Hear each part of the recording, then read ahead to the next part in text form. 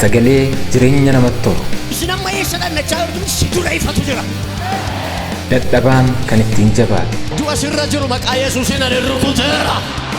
Aangoon seexanaa kan ittiin hurra. Humna fayyisuu Waaqayyoon yeroo fayyina addaa Apoostil Geetuu waliin.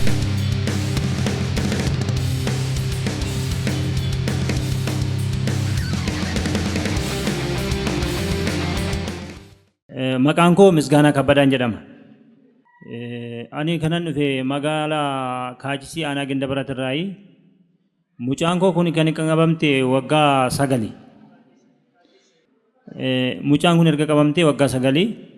Amma isarraan kan ka'e yeroo baay'ee mana yaalaatti deddeebisee kiniinis kennanii sammuudha jedhanii baay'ee itti yaalaan ture. Isarra darbee otuma jedhuuti marfee suni wayyooftee Waaqayyoon isatuma kadhachiisuuti yeroon isaa bara baay'ee fudhatee waggaa 9ffaa gubbaa ga'e erga torban 3 asii immoo cirraashuma of dandeessee taa'uu hin dandeenye. Haga torban 3 kanatti yeroo itti ka'u sammuu ishiin beektu nama mocortii lafarraa hin munyuuqti akka bofaatti hin iyyiti akka waraabessaatti yuufti waan taatu hin beektu. Kanarraan kan darbee amma lubbuu taanaan bakka manni fayyinaa mana Waaqayyoo malee manni yaalaa fayyina hin qabu jedhee murteesseetuman asan jira ture an ofii kooti qeedhaa deemeetoo galaan kondominiyeemiin jira. Asii amma gara iddoo mana kootti gaddeebi'ee Aanaa Gindabarat kanatti mucaa kana dheengadda gaafa dafinoo fidee dhufe. Yeroo na argitu xinnuma akka wayyaa'u taate malee saatiitti malee saatii yeroo itti ka'u cirraashuma of hin beektu yeroo kaan immoo dhaabatteetuman deemti. Amma asii olee kaleessa fidee Addis Ababaa keessatti cirraashuma of hin beektu reefuma baadhee nuyi. Markaatoo yeroo hin ga'u dugda korrayyuu hin teenyee bakka narraa walal jettee raawwatteetti gaa namni jiru bilbilumaan ani reefa ishii fudhadhee galadheetanii murteesseen ture. Gara saarisitti asasee dhufeen achi buleen mucaa ilma buleessa koo kana wajjiniin amma ganama asasee dhufne du'aadhuma ishiin akkana garanatti baadhee dhufee yeroon as gubbaa kaa'u raawwattuudha homti hin jiru. Otoo waanuma barbaade otoo rukutanii soowwatuma golaniis waan ishiin homaa dhageessu hin jiru ergamaa kee ta'uun isaanitti jedhanii kadhatanii maquma Waaqaa itti waamanii sana booda ifatanii bakka duute sunii kaatee ergasiitti dubbattee kunoo fayyaa ishiiti.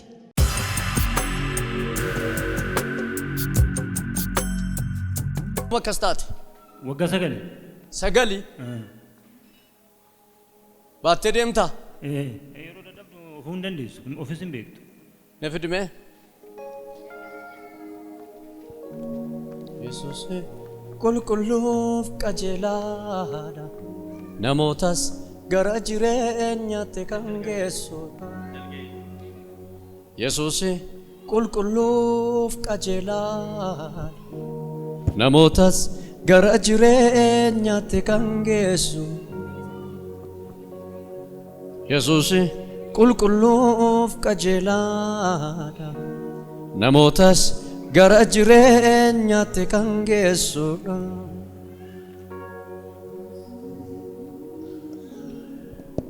Orraasii kavana sorraati. Ammamtaa ergee of dadhabde? Waggaa 9 erga of dadhabde. Na ilaali. Of beetti? Hin beektu. Na ilaali. Eenyu maqaan ishee? Birree. Birree. Birree. Na ilaali. Birree. Nagaan sii ta'eera. Na ilaali. Ameen jedhi. Birree. Ameen jedhi. Ameen jedhi.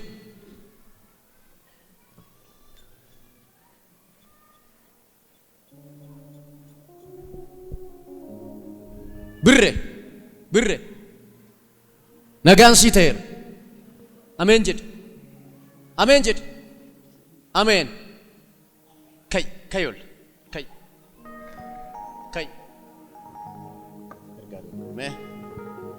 Kayol. Abaddu. Akkasuma. Abaddu.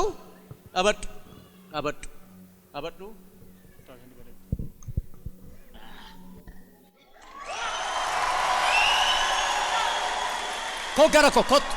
Kottu. Kottu. Gadhiis. Gadhiis. Gadhiis. Gadhiis. Gadhiis. Gadhiis. Deemi. Dhaqachi. Achi dhaqi.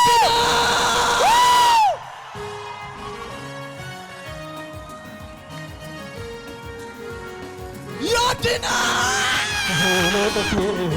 Yanga chaleta, alo garite, nuba bafteta, ati manake, saka usuga, erga sorane, belom noruga, dino leka, jaga sasem, nagar susaka, dino leka, jaga sasem, nagar susaka. የችግር ጊዜ ያልፌና ያልፌና የማጣት ጊዜ ያልፌና ያልፌና የለቅሶ ጊዜ ያልፌና ያልፌና የችግር ጊዜ ያልፌና እንዲህ ነው ለካ እግዚአብሔር ሳስብ ነገር ሲሳካ እንዲህ ነው ለካ እግዚአብሔር ሳስብ ነገር ሲሳካ ያድናል። ኤኝ መቃንኬ ቆይ ኤኝ መቃንኬ አንባን አሲና አደረግሄ ጅረጋ አንባን ስናብተሄብ ጅረኛ ጅረጋ አንባን ጫቤረ ቀባቱ አመኛ ጅረጋ ነቢውታኑ ያንዲና አደረሄ ጅረጋ አንባን አሲና አደረግሄ ጅረጋ አንባን ስናብተሄብ ጅረኛ ጅረጋ አንባን ጫቤረ ቀባቱ አመኛ ጅረጋ አንባን ጅረጋ አንባን ጅረጅራ አንባን ጅረጋ አንባን ጅረጋ አንባን ጅረጅራ አንባን ጅረጋ እንዲህ ነው ለካ እግዚአብሔር ሳስብ ነገር ሲሳካ እንዲህ ነው ለካ እግዚአብሔር ሳስብ ነገር ሲሳካ Namni tokko iyyee ani hiikameera jedhu ka. Noora. Waggaa meeqa ergi akkas taate baaba? Waggaa sagal. Waggaa sagal. Ani ishiin qabamte waggaa sagal. Waggaa meeqa ergi akkas taate? Waggaa sagal erga qabamte. Waggaa sagal. Eeyye. Eenyu maqaan kee? Koo gara koo birroo.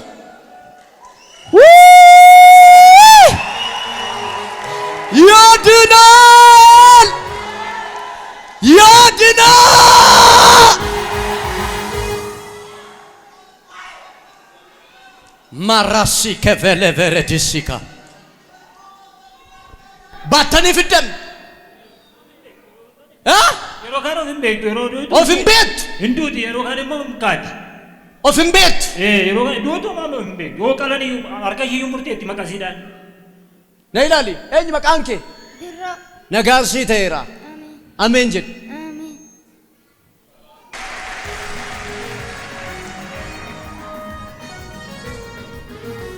Dhaqi fudhadhuuti. Baattee dhufte miti. Amma fudhadhuu deema harka ishee qabadhu mucaa kee.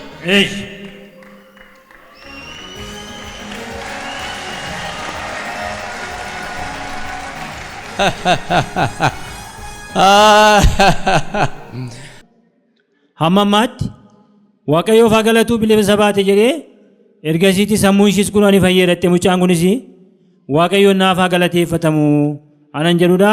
Yeroon achitti ergamaan kee ta'uu naa kadhataniitiin yeroon ol ka'u oofan bare. Cumaan immoo nan fayya. Nama akka koo kanaaf otoo irratti hin dhaggeeffatiin iyyuu gara mana Waaqayyootti baduu Waaqayyoon kadhachuun baay'ee barbaachisaadha. Hamma kanayyuu irratti dhaggeeffadhee mucaa koo goda'ee jechuun barbaada. Gammachuu guddaan natti dhaga'ama.